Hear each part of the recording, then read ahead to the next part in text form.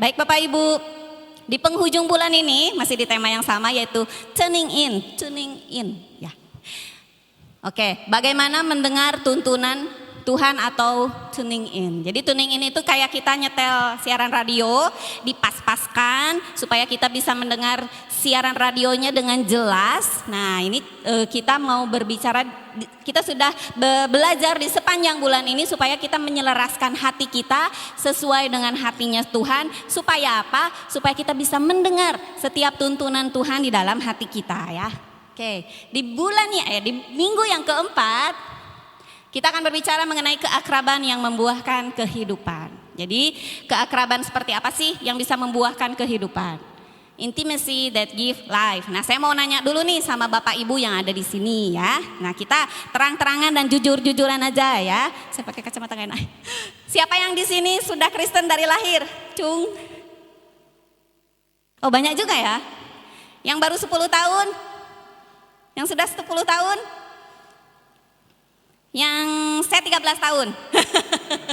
Seumur anak saya. Dea berapa tahun? 6 tahun. Bu Ima? 5 atau 6 ya, oke. Nah, apakah kita sering menghitung nggak berapa kali kita sudah berdoa sama Tuhan, berapa kali kita sudah melayani Tuhan, atau misalnya berapa kali kita sudah mengunjungi, atau berapa kali kita sudah menceritakan kebaikan Tuhan dalam hidup kita? Apakah kita pernah menghitung seperti itu nggak? Berapa kali misalnya saya berkhotbah, berapa kali saya jadi WL, berapa kali saya main gitar, berapa kali saya main piano gitu? Ada yang pernah menghitung seperti itu? Jadi sepanjang kita hidup menjadi anak Tuhan, menjadi umat Kristiani, pernah nggak Bapak Ibu berpikir sejauh mana sih saya akrab sama Tuhan? Apakah hubungan saya semakin dekat? Apa hubungan saya sama Tuhan semakin jauh? Ada yang pernah nggak berpikir seperti itu? Atau misalnya dulu Bu saya dekat, sekarang gitu ya. Berarti kan semakin merosot. Atau justru Bapak Ibu rasakan karena saya rajin ke gereja setiap hari Minggu, saya rajin kesan, saya rajin doa, terus kita merasa saya sekarang lagi akrab-akrabnya sama Tuhan gitu. Apakah hubungan kita semakin dekat nggak sama Tuhan? Nah, ini yang mau kita renungkan di hari ini ya kan, di firman Tuhan pada minggu ini. Sejauh mana sih hubungan kita sama Tuhan? Sejauh mana keakraban kita sama Tuhan? Jangan sampai kita udah Kristen dari lahir tapi nggak akrab-akrab sama Tuhan gitu. Nggak deket-deket juga sama Tuhan. Jadi cuman sebatas Kristen KTP. Karena apa sih Bapak Ibu? Intisari dari iman Kristiani itu apa sih? Apa hanya sekedar kita pakai kayak kalung salib gitu terus dibilang Kristen. Terus karena kita datang ke gereja terus dibilang Kristen gitu. Yang kan Bu, soalnya di negara Indonesia ini nggak boleh ateis, harus pilih salah satu gitu. Jadi saya bilang saya Kristen seperti itu. Jadi sebenarnya apa iman Kristiani itu ya? Karena anugerah Tuhan, ya kan? Karena pengorbanan Tuhan Yesus yang sudah datang ke dunia, disalibkan, akhirnya yang mengakibatkan apa Bapak Ibu? Bukan hanya kita diselamatkan bagi yang percaya, tetapi hubungan kita sama Tuhan menjadi dipulihkan. Jadi sebenarnya intisari dari iman Kristiani itu supaya kita berhubungan akrab dengan Tuhan, punya hubungan relasi dengan Tuhan. Karena buat apa sih Bu relasi sama Tuhan ribet amat? Tiap hari harus datang doa, harus baca firman Tuhan. Firman Tuhan bikin ngantuk, datang sama Tuhan kayaknya sia-sia aja, nggak ada tuh jawaban-jawaban misalnya seperti itu ya kan. Buat apa sih? Apa manfaatnya dekat sama Tuhan gitu Bapak Ibu? Buat apa gitu? Udah aja bilang saya Kristen terus datang ke gereja kan cukup gitu kan. Terus misalnya saya dapat pekerjaan ya puji Tuhan seperti itu ya kan. Saya diberkati ya puji Tuhan. Buat apa gitu saya harus dekat sama Tuhan tuh buat apa? Buat apa manfaatnya buat saya gitu. Makanya ini menjadi hal yang gak penting buat kita karena kita merasa gak ada manfaatnya gitu. Ya kan? Kalau misalnya saya gak datang berdoa sama Tuhan ya saya masih bisa hidup tuh gitu. Saya masih bisa makan, saya masih bisa dapat gaji saya gitu. Walaupun saya gak datang sama Tuhan.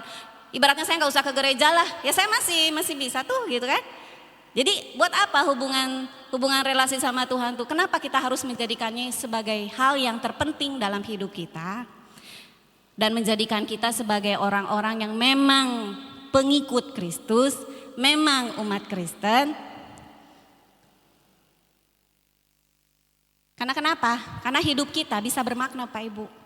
Kalau misalnya kita cuman asal-asalan aja ikut Tuhan, hidup kita tuh sia-sia.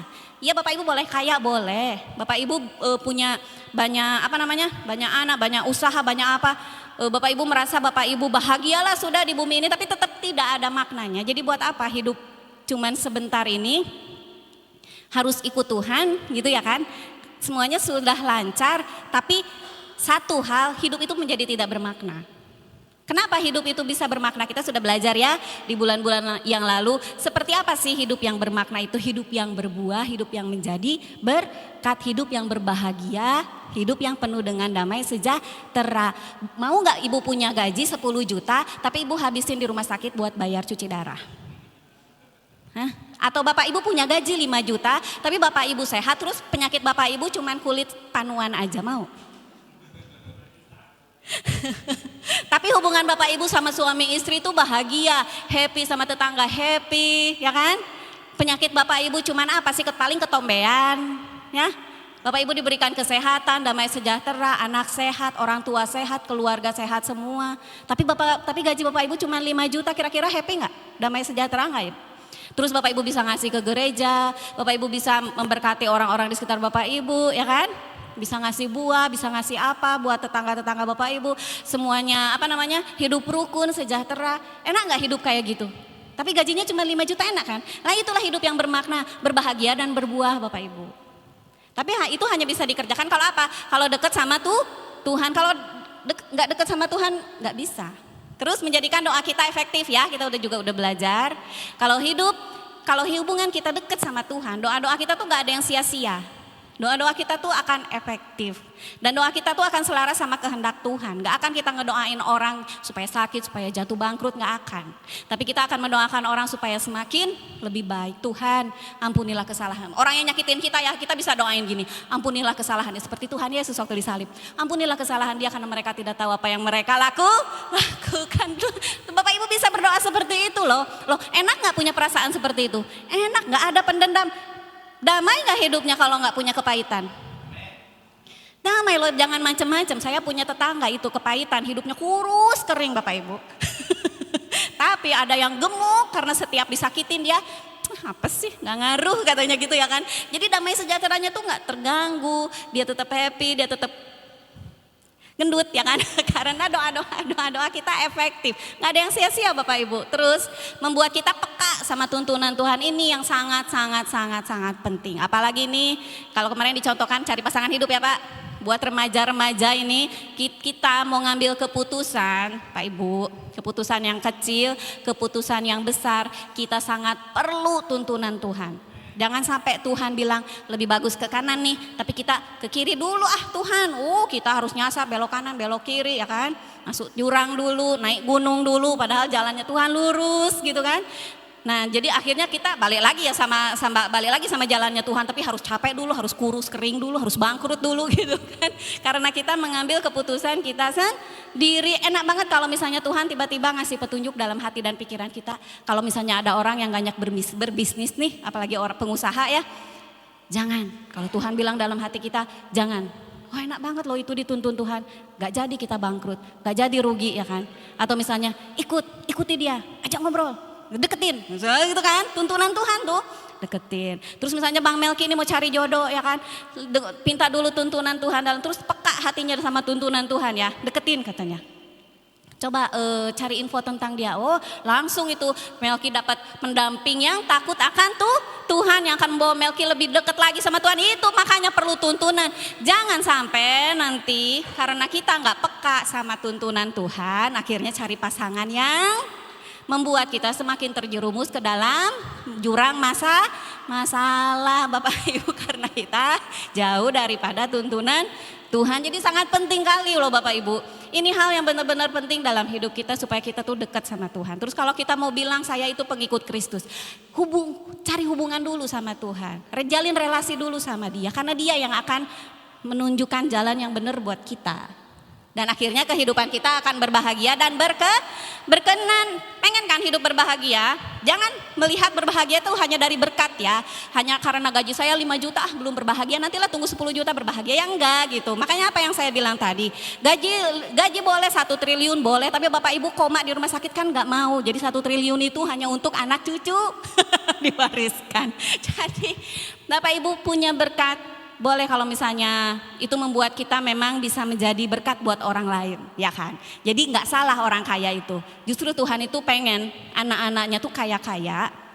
Karena yang Tuhan janjikan, anak-anakku itu akan jadi kepala dan bukan ekor. Jadi memang Tuhan mau kita ini sebagai saluran berkat, karena memang kita harus punya kekuatan untuk menjadi saluran berkat. Benar kan Bapak Ibu? Bapak Ibu harus punya kekuatan, hal yang bisa kita jadikan saluran berkat buat orang lain kan. Jangan nunggu dulu kita lemas di kasur, lumpuh baru bilang Tuhan pakailah aku, kan enggak gitu kan. Jadi pada saat sekarang masih sehat, bugar, punya sesuatu, nah itulah pada saatnya kita harus menyalurkan berkat Tuhan supaya, nah gimana caranya supaya kita bisa menyalurkan berkat Tuhan? Kan kita harus minta berkat Tuhan, berkat dulu dari Tuhan supaya bisa kita menyalurkan kan, seperti itu. Jadi kehidupan kita akan berbahagia dan karena kita peka sama tuntunan Tuhan. Oke. Nah, kita pada minggu ini akan berbicara mengenai ibadah. Ibadah yang akan menumbuhkan keakraban kita dengan Tuhan. Ibadah ini adalah salah satu sarana di mana kita bisa akrab sama Tuhan. Nah, jadi selain dari cara-cara di mana yang lalu itu kita belajar doa ya, bagaimana kita berkomunikasi intim dengan Tuhan, kita berdoa ya kan. Terus memuji Tuhan, menyembah Tuhan ya, seperti itu. Kita masuk dalam kesendirian, solitude, seperti itu. Kita kan diajarkan berbagai cara supaya kita datang sama Tuhan. Doa yang seperti apa? Kalau kita kehabisan pokok doa, kita ngambil dari panduan ayat-ayat kitab suci kan, seperti itu. Nah, pada hari ini kita akan belajar mengenai ibadah, karena ibadah juga adalah salah satu sarana supaya kita bisa akrab sama Tuhan. Memang ibadah itu bukan hanya untuk akrab sama Tuhan, tapi memang karena Tuhan itu layak dipuji dan disembah, jadi kita datang memang untuk memuji dan menyembah Tuhan. Tapi ibadah ini juga bisa membuat kita sangat akrab sama Tuhan. Nah, jadi saya mau nanya lagi nih, apa tujuan Bapak Ibu datang beribadah ke sini? Memuji dan menyembah Tuhan, puji Tuhan. Ada motivasi yang lain? Ada tujuan yang lain, Bapak Ibu? Apa saya mau kita merenungkan ya. Apa sih tujuan saya datang ke gereja? Apa sih tujuan saya datang beribadah sama Tuhan? Apakah memang benar untuk Tuhan? Ya. Nah, bagaimana ibadah yang membuat kita semakin akrab sama Tuhan tadi? Kita mau belajar dari seorang pribadi yang bernama Daud. Kita belajar dari Mazmur pasalnya yang ke-63 ayat 1 sampai dengan 9. Kita baca bergiliran ya. Dari yang pertama dulu dari saya, nanti kita selang-seling bacanya sampai ayat 9. 1, Mazmur Daud ketika ia ada di padang gurun Yehuda. Bapak Ibu 1, 2, 3.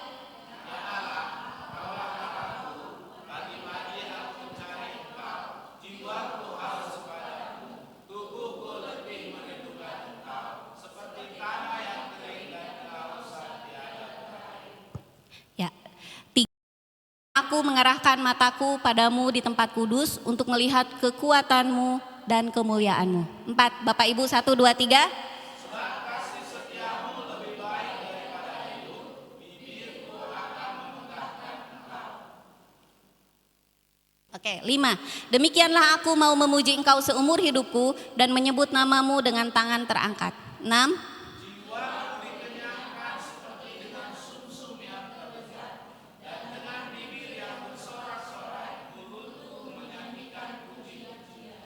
Tujuh, saat aku mengingat engkau di tempat tidurku dan merenungkan di kau sepanjang jaga malam. 8. Sebab engkau telah menjadi pertolonganku dan membawa naungan sayapmu aku bersorak-sorak. 9, jiwaku melekat padamu, tangan kananmu menopang aku. Ini adalah mazmur yang ditulis oleh Daud. Kayak kita baca tadi di ayat 1, ini adalah mazmur yang digubah oleh Daud. Dan posisi Daud pada saat itu dia sudah menjadi raja. Kan kita belajar Daud dari mulai dia gembala ya, terus dikejar-kejar Saul ya kan. Terus ini posisi dia sudah menjadi raja.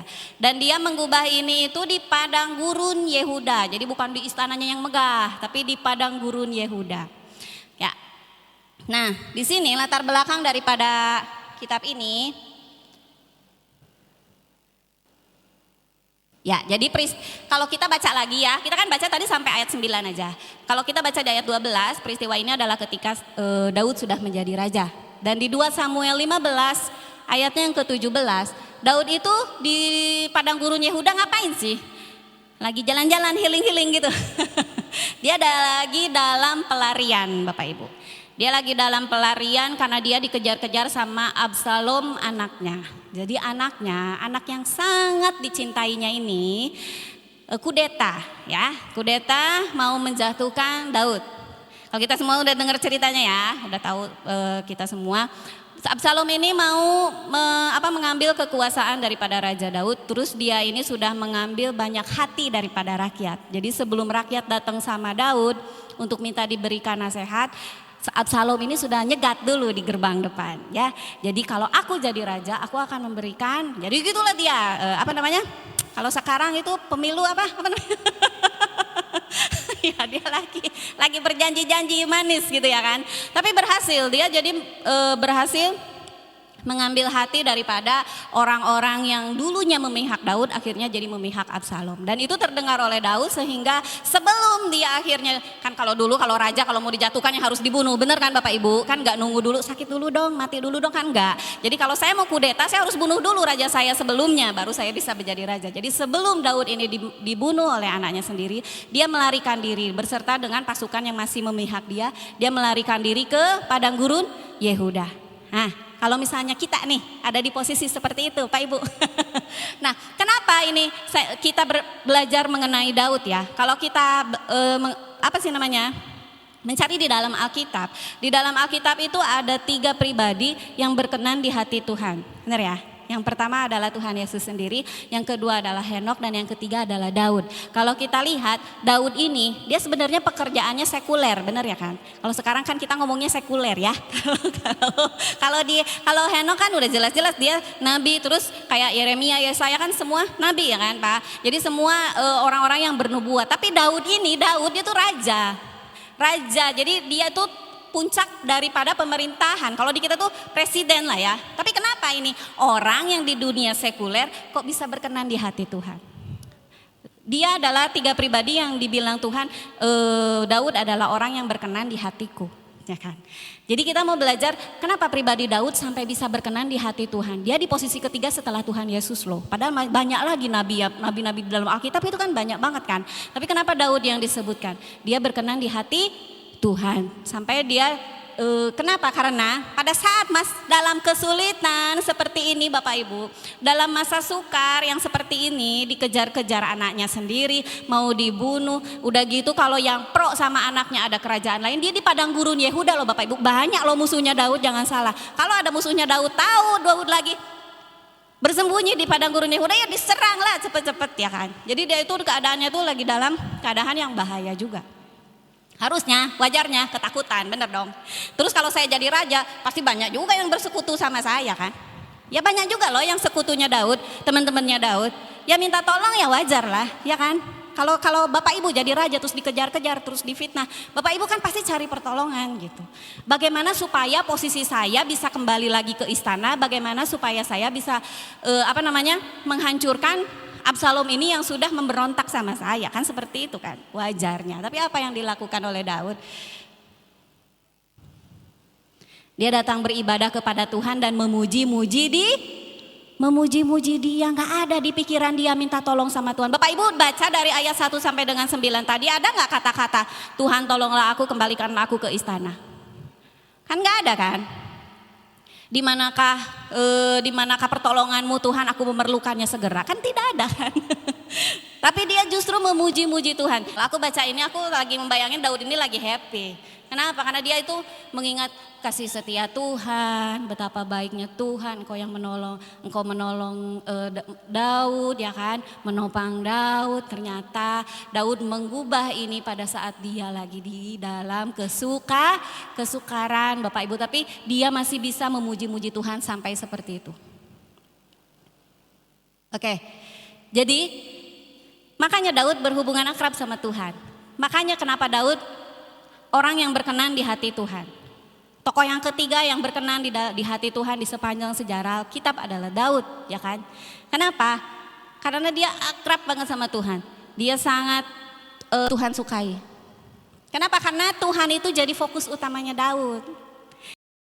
Ketika dia dalam masalah, dia nggak peduli sama masalah dia. Yang penting dia bisa datang sama Tuhan, memuji Tuhan.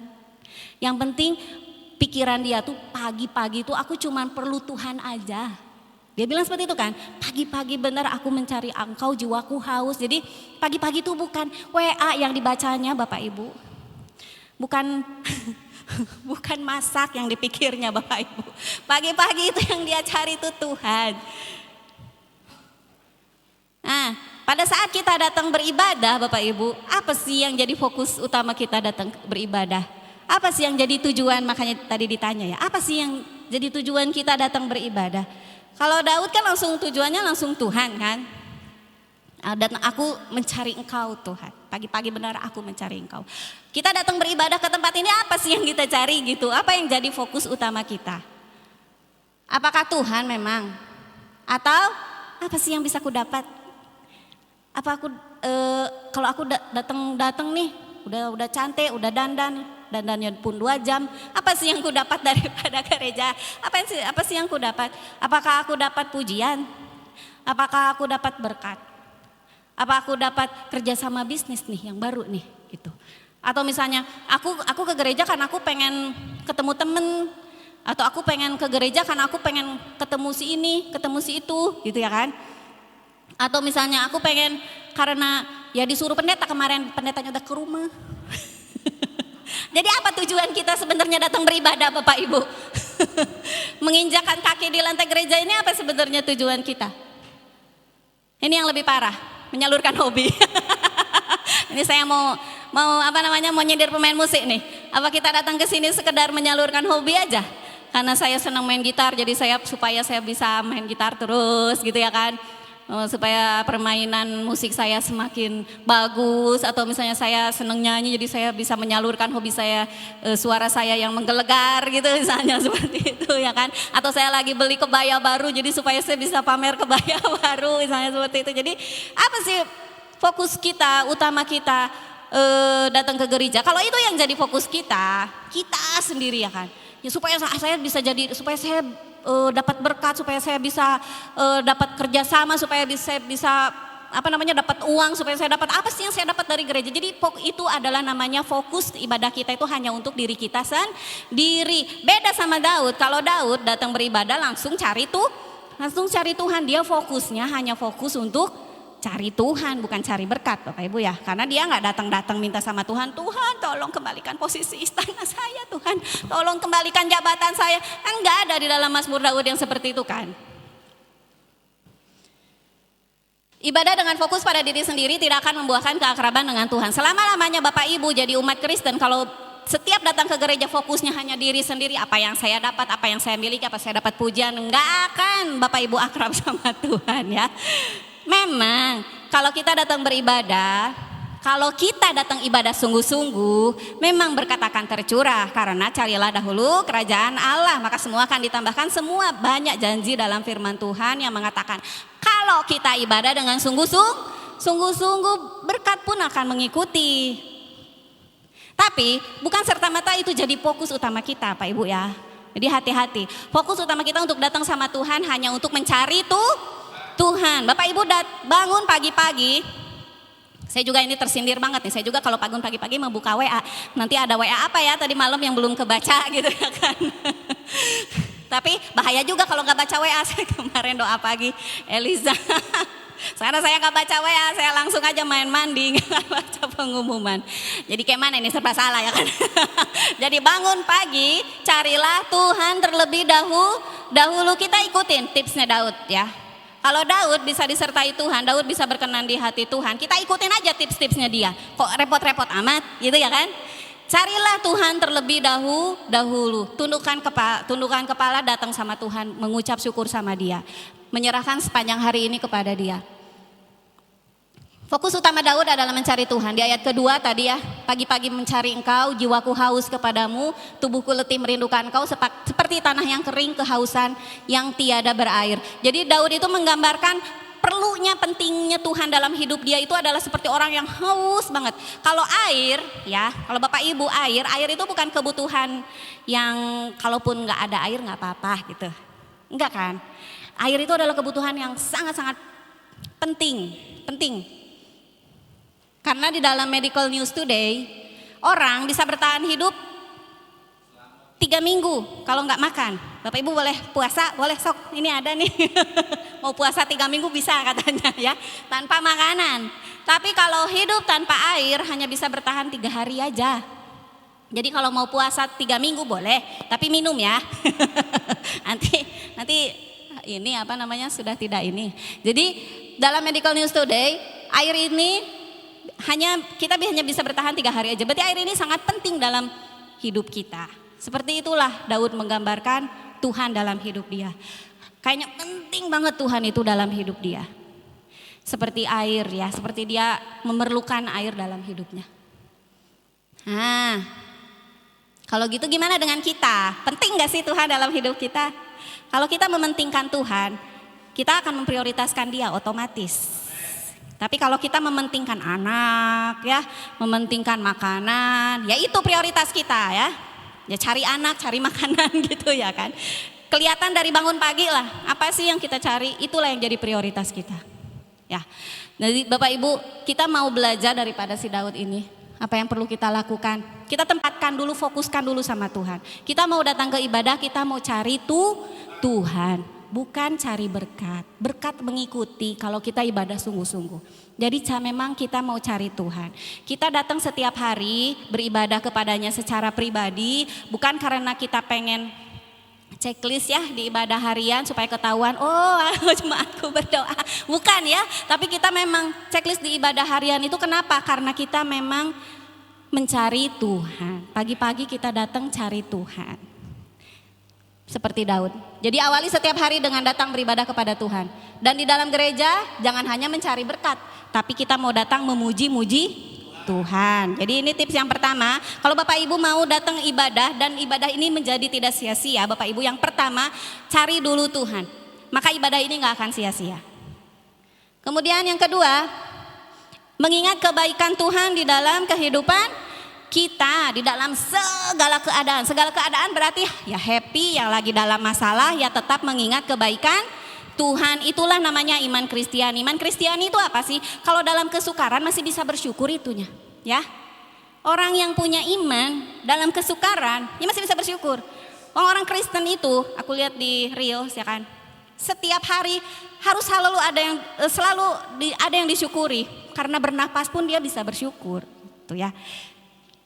Jadi ingatlah, meskipun di masa yang sukar, kita harus tetap percaya bahwa kebaikan Tuhan itu tidak akan pernah berubah untuk selama-lamanya. Tuhan itu baik, enggak cuman waktu Bapak Ibu diberkatin, terus pas lagi dalam masalah Tuhannya jadi jahat, enggak. Tapi Tuhan itu baik selama-lamanya meskipun kita sekarang lagi dalam kesukaran. Itulah wujud daripada iman. Itulah yang Daud lakukan kan. Dia mengingat kebaikan Tuhan, kasih setiamu bagiku Tuhan, kau selama-lamanya kau selalu menolong dan menopangku Tuhan. Padahal dia lagi dalam masalah, seperti itu ya. Nah ini juga dicontohkan oleh Fanny Crosby.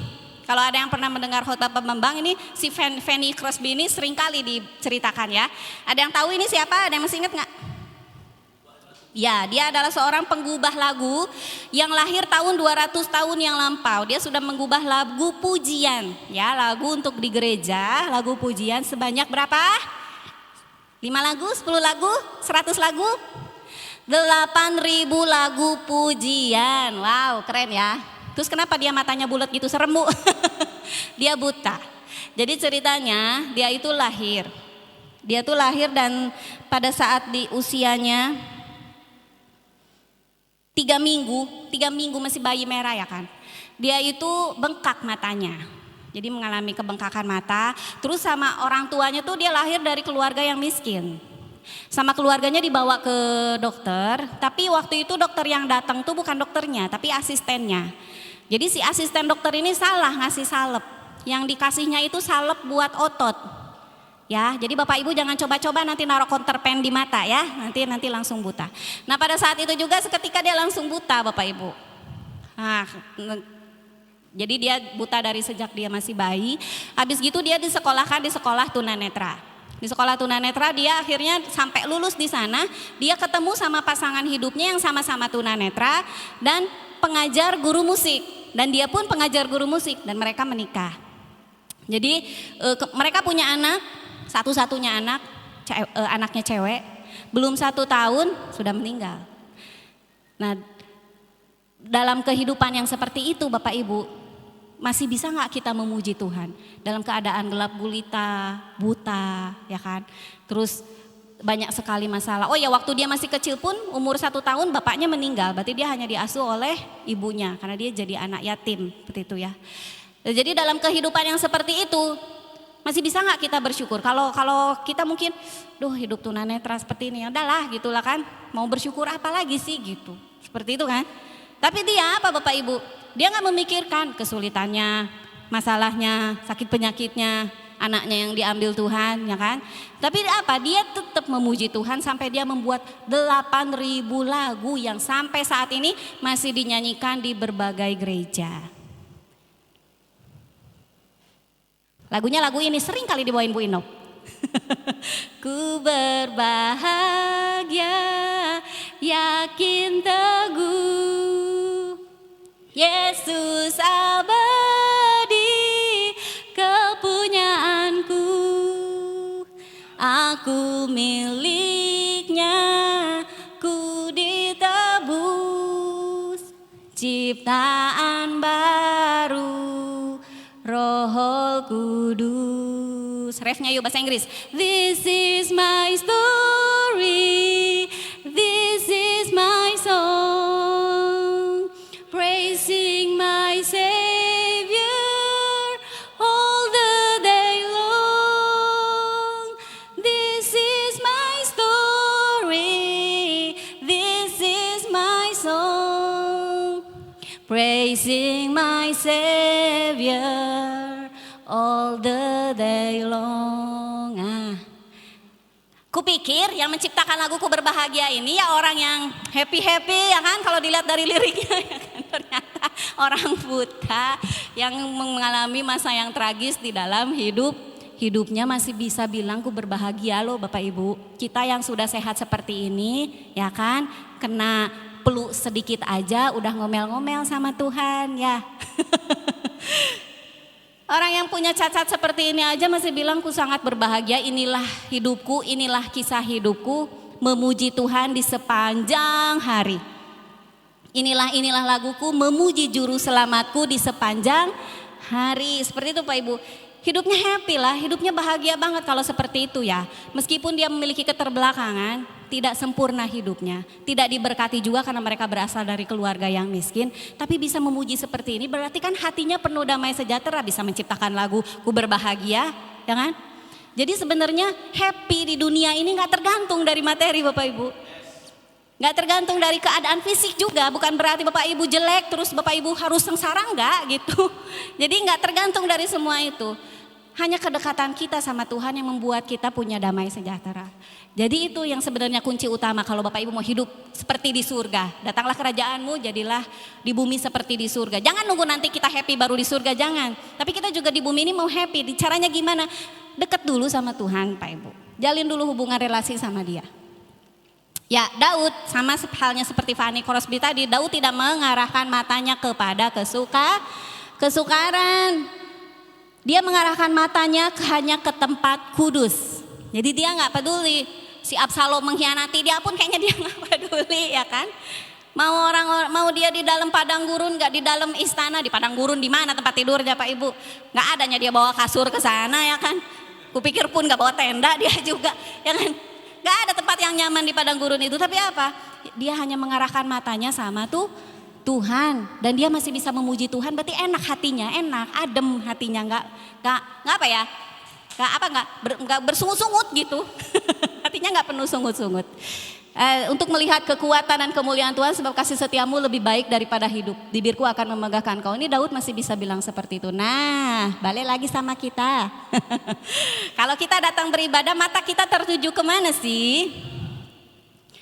Tadi ya, kita mau merenungkan, kalau kita datang ibadah tujuannya apa sih? Cari berkat, cari pujian, cari sesuatu, apa yang ku dapat, apa yang bisa ku miliki gitu, datang ke gereja.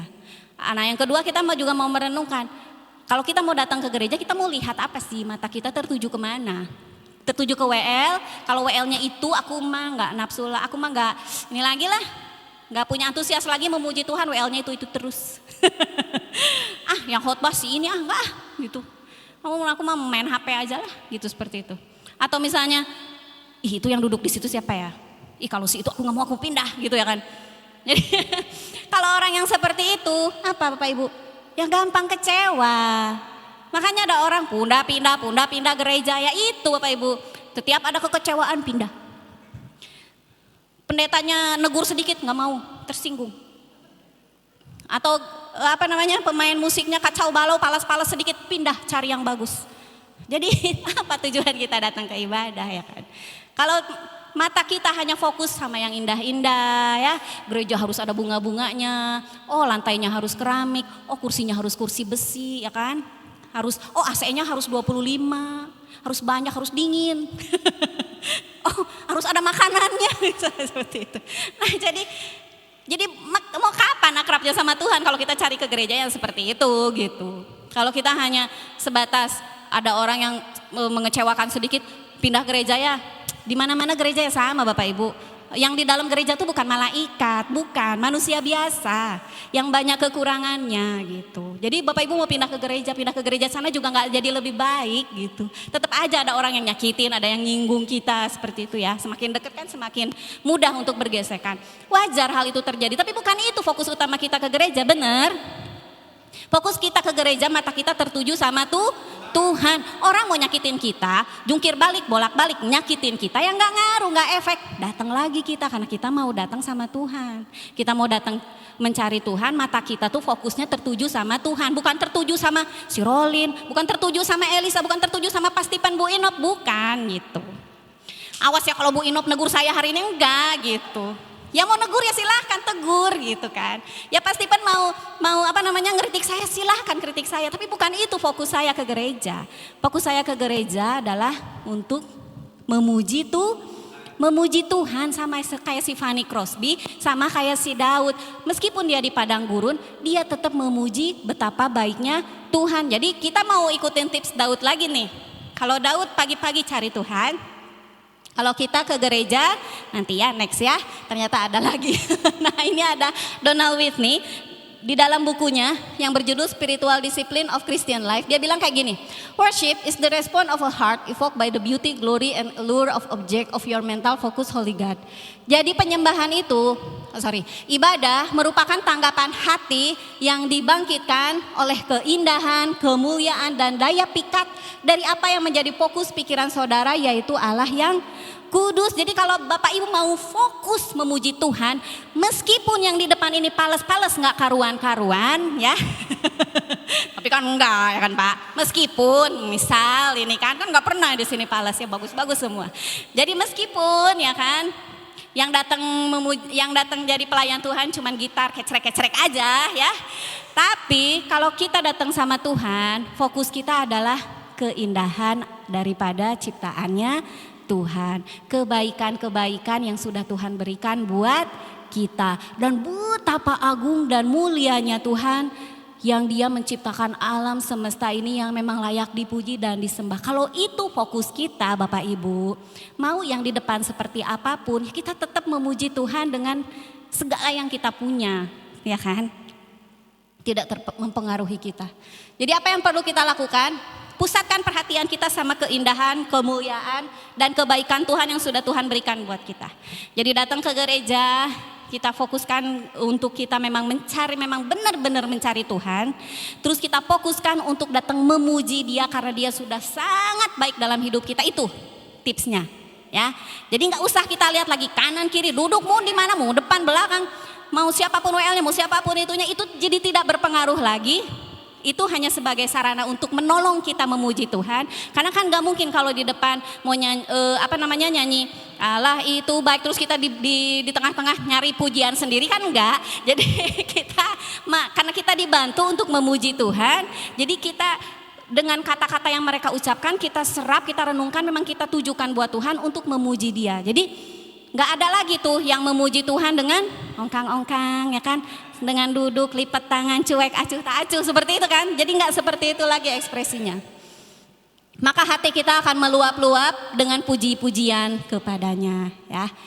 Dan keakraban dengan Tuhan itu akan terpelihara dan jadi bertumbuh Pak Ibu. Jadi gak sia-sia lagi kita datang ibadah ya. Kita akan menjadi semakin akrab dengan Tuhan. Oke, yang ketiga, yang terakhir, bagaimana caranya beribadah supaya keakraban kita bertumbuh dengan Tuhan? Yaitu kita harus memuji Tuhan dengan seluruh keberadaan kita. Dengan seluruh keberadaan kita itu maksudnya apa? Jadi kita memuji Tuhan tuh dengan segenap hati, jiwa, akal budi, dan kekuatan kita. Ya. Di dalam Mazmur ayat yang 5-6, yang Daud katakan. Daud memuji Tuhan seumur hidup dia dan menyebut nama Tuhan dengan tangan yang angkat. Jadi Bapak Ibu, nanti kalau kita ibadah lagi ada worship leader, lagi ada penyembahan, pujian dan penyembahan. Jangan tangannya begini aja. Loh Daud aja tangannya diangkat loh. Cobalah tangan itu kan gak berat sih, 10 kilo tuh tangan. Jadi kenapa Daud mengangkat tangannya? Aku pun belum belajar sih, katanya ada kursusnya. Kenapa maksudnya tangan diangkat untuk memuji dan menyembah Tuhan? Itu kan tanda sebagai bukti penyerahan diri ya kan Pak? Mengagungkan Tuhan dalam hidup kita. Jadi jangan pelit-pelit ngangkat tangan Bapak Ibu. Daud aja lo nyontoin tangannya terangkat. Sepanjang memuji Tuhan itu sebagai, nanti kelihatan si ini sok-sokan rohani. Aku pun sering kayak gitu ya kan. Kalau aku lagi ngangkat tangan nanti dikiranya nanti sok-sokan rohani gitu ya kan. Ayo serius sekali kan, suka kayak ada ya kayak gitu kan, ada tiba-tiba ada teman yang jahil, serius banget sih gitu kan. Nah jadi Bapak Ibu, kalau kita memang ya kan, kalau kita mau memuji Tuhan memang harus kita paksakan dulu kan, bener kan. Gak bisa itu serta-merta kita memuji Tuhan terus dengan hati yang penuh dengan penyembahan itu memang agak sulit tuh. Jadi memang harus kita paksakan dulu. Jadi gimana caranya Bapak Ibu ya, ikutin aja ini tipsnya Daud ini. Coba angkat tangan, coba rasakan gimana caranya mengagungkan Tuhan. Jangan pelit-pelit, nggak berat kok ini tangan tuh. Aku aja bisa ngangkat ya. Sepanjang tangan bisa ngangkat, nanti diambil loh tangannya sama Tuhan Bapak Ibu. Kamu aja nggak pernah ngangkat tangan untukku, buat apa tangan itu kata Tuhan ya. Jadi sebelum Tuhan ngambil tangan, ayo kita coba angkat tangan kita buat Tuhan. Terus, jiwaku dikenyangkan seperti dengan susum yang terlezat dan dengan bibir yang bersorak-sorai. Jangan mingkem Bapak Ibu oleh bernyanyi. Jangan pelit lah suaranya. Takut kedengeran pales. Ya enggak lah, siapa yang bisa dengar Bapak Ibu semuanya. Kalau lagi puji-pujian kan riuh kan. Saya suka anehnya tuh pas lagi penyembahan, kok pada diem semua gitu. Padahal itu waktunya Bapak Ibu tuh menyampaikan yang liriknya nggak dipandu gitu. Jadi maksudnya kalau sepanjang lagu kan ada bait, ref ya, itu kan dipandu semua liriknya. Nah pada saat penyembahan liriknya bebas, terserah Bapak Ibu gitu. Justru itu sebenarnya paling enak karena lagi bebas-bebasnya Bapak Ibu mengungkapkan apa yang menjadi isi Bapak Ibu. Bu suka nggak tahu ngomong apa, ya diulang aja lah rapnya kata-katanya, gitu ya kan.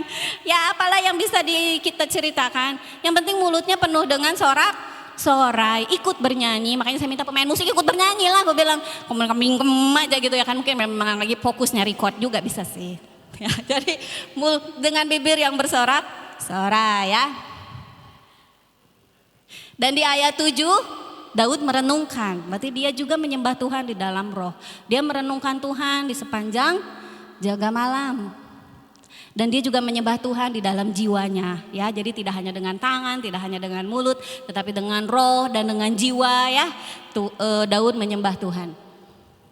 Di dalam Markus 12 ayat 30, seperti apa yang Tuhan Yesus kutip dan Tuhan Yesus katakan, kasihilah Allahmu dengan segenap hatimu, dengan segenap jiwamu, dan dengan segenap akal budimu, dan dengan segenap kekuatanmu. Kalau kita kuat berdiri, ketika WL bilang berdiri Bapak Ibu, berdiri.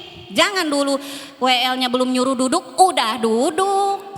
Itu kecuali ya punya rematik ya, saya nggak ini ya.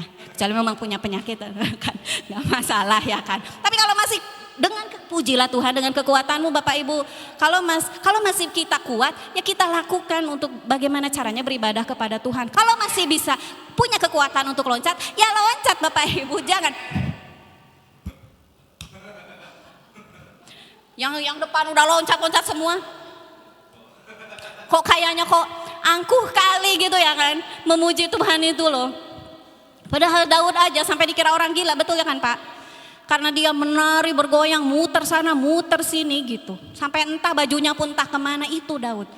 Dengan segenap kekuatannya. Kita masih kuat loh, kita masih diem aja karena kita masih kuat gitu. Kecuali kalau Bapak Ibu udah kena stroke ya saya maklumilah. Tapi Bapak Ibu kan masih kuat, sehat gitu.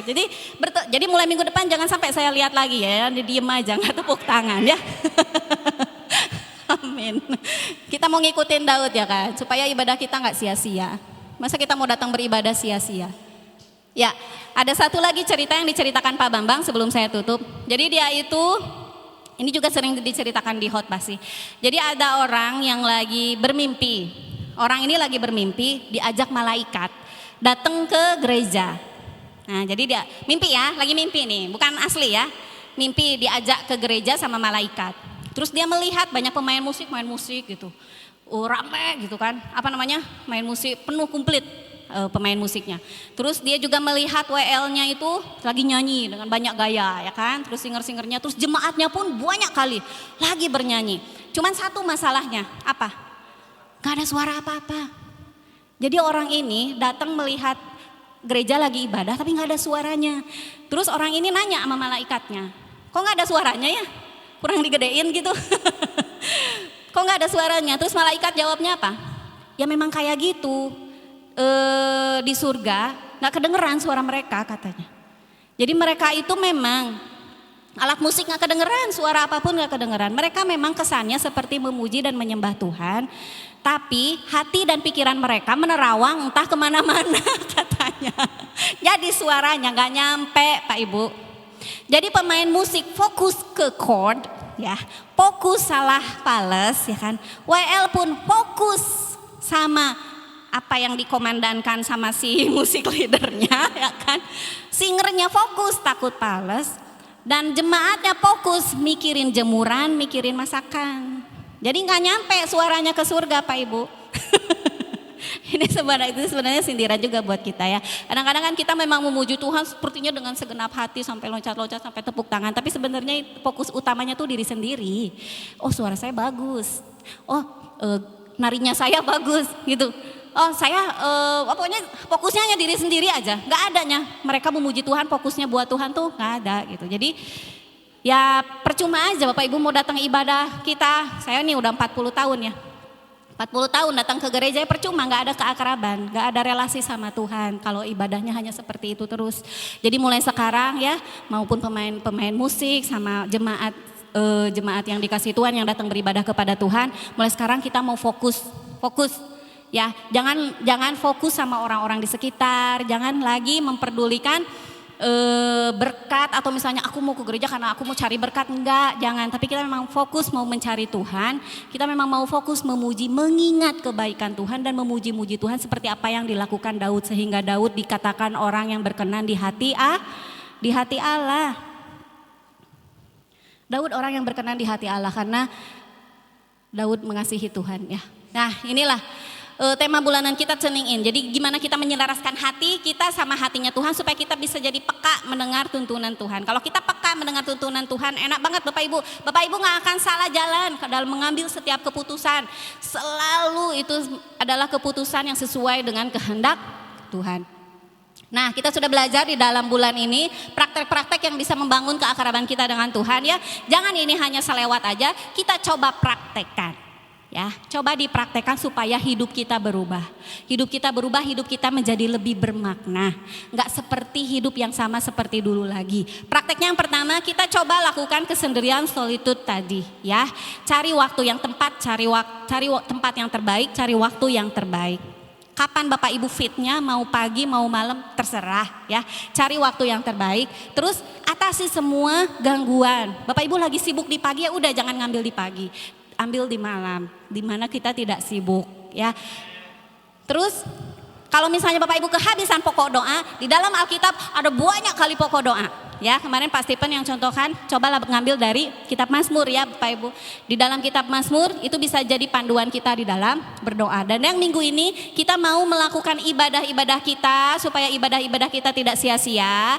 Kita akan melakukan yang tadi 3 hal tadi ya kan. Fokus kita mencari Tuhan, fokus kita adalah mengingat kebaikan-kebaikan Tuhan. Dan yang ketiga tadi apa Bapak Ibu? Kita memuji Tuhan dengan seluruh keberadaan kita, dengan seluruh kekuatan, dengan seluruh jiwa dan roh kita. Oke, puji Tuhan. Sungguh besar setiamu Tuhan dalam hidup kami dan sungguh nyata kebaikanmu dalam hidup kami. Darahnya Yesus yang sudah melayakkan kehidupan kita sehingga kita bisa datang kepada Tuhan dengan leluasa, dengan tidak ada lagi penghalang. Kita bisa datang kepada Tuhan kapanpun yang kita mau. Itu karena anugerah Tuhan dalam hidup kita. Dan karena keindahan Tuhan, tidak ada kata-kata yang bisa melukiskan keindahan Tuhan dalam hidup kita. Bapak Ibu, saya undang kita semua untuk bangkit berdiri. Kita mau katakan setiap kata-kata di dalam pujian penyembahan ini menjadi doa kita dan iman kita kepada Tuhan. Sungguh besar setiamu Tuhan. lihat setiamu. Amin Yesus. Nyata di sepanjang hidupku, darahmu Tuhan, darahmu telah layakkan kehidupan. Tiada kata yang bisa Tuhan, tiada kata yang bisa lukiskan indahnya Kau Tuhan. Dan bagimu segala pujian dan kemuliaan. Mari sama-sama kita katakan, ku tinggikan Kau Tuhan. Engkau Tuhan melebihi segalanya, lebih dalam ku menyembah dalam roh dan kebenaran. Ku tinggikan, yes Jesus. Engkau Tuhan melebihi segalanya, lebih dalam ku menyembah dalam roh dan kebenaran. Jemaat Tuhan katakan, ku tinggikan Engkau Tuhan melebihi segalanya, lebih dalam ku menyembah dalam roh dan kebenaran. Sekali lagi kita katakan, ku tinggikan Engkau Tuhan, Kau segala-galanya dalam hidup kami, melebihi apapun dalam hidupku, lebih dalam ku menyembah dalam roh dan kebenaran selamanya. Beri sorak-sorai kita untuk Tuhan. Oh Yesus, Tuhan ini janji iman kami Tuhan. Kami mau meninggikan Engkau di setiap sisi dalam hidup kami. Kami percaya Tuhan, Roh Kudus-Mu akan terus mengingatkan kami. Kami sudah selesai mendengarkan firman Tuhan, tapi biarkanlah firman ini bisa bertumbuh dalam hati kami. Biarkanlah kami bisa menjadikan Kau sebagai prioritas utama dalam hidup kami, menjadikan Kau sebagai hal yang utama dalam hidup kami. Karena tanpa berhubungan, tanpa relasi yang akrab dengan-Mu Tuhan, hidup kami hampa, hidup kami sia-sia Tuhan Yesus. Hidup kami tidak penuh dengan kebahagiaan dan hidup kami tidak berbuah Bapa. Kami percaya penting sekali relasi dengan yang akrab dengan-Mu Bapa. Penting sekali Tuhan untuk menjalin hubungan dengan-Mu Tuhan Yesus. Karena hanya itu saja yang bisa membuat kami peka, yang bisa membuat kami mendengarkan akan tuntunan-Mu dalam kehidupan kami. Karena itu yang terpenting dalam hidup kami. Kami tidak mau mengambil keputusan yang salah, keputusan yang keliru. Kami perlu tuntunan Tuhan dalam hidup kami, sehingga hidup kami bisa berbahagia, hidup kami bisa bermakna, hidup kami yang sementara ini tidak sia-sia Tuhan Yesus. Hidup kami penuh sukacita, hidup kami penuh damai sejahtera, hidup kami menjadi saluran berkat, menjadi penuh makna bagi orang-orang di sekitar kami Tuhan yang baik. Terima kasih Tuhan terus yang mengingatkan kami, Tuhan yang terus menggelisahkan hati kami Tuhan, untuk kami selalu datang mencari Tuhan, supaya kami terus beribadah kepadamu, beribadah secara pribadi, beribadah juga di gereja Tuhan Yesus. Engkau menjadi fokus utama kami, memuji Tuhan dalam ketika kami beribadah kepadamu Tuhan Yesus. Sehingga setiap ibadah yang kami datangi bukan ibadah yang sia-sia, bukan ibadah yang tidak ada makna, tapi ibadah yang penuh dengan pemulihan, ibadah yang penuh dengan kesembuhan, di mana mujizat-Mu dan kuasa-Mu dinyatakan dalam hidup kami. Sehingga ibadah ini adalah hidup yang mengubahkan hidup kami. Hidup kami bukan jadi hidup yang kekurangan, tapi hidup yang melimpah dengan berkat berkat yang melimpah dari pada Tuhan yang sesuai dengan janji Tuhan dalam hidup kami. Terima kasih Bapa yang baik. Kami selesai berbicara dan selesai mendengar. Kami mengucap syukur, menyerahkan hidup kami dalam tangan kasih Tuhan. Hanya di dalam nama Tuhan Yesus kami berdoa. Haleluya. Amin.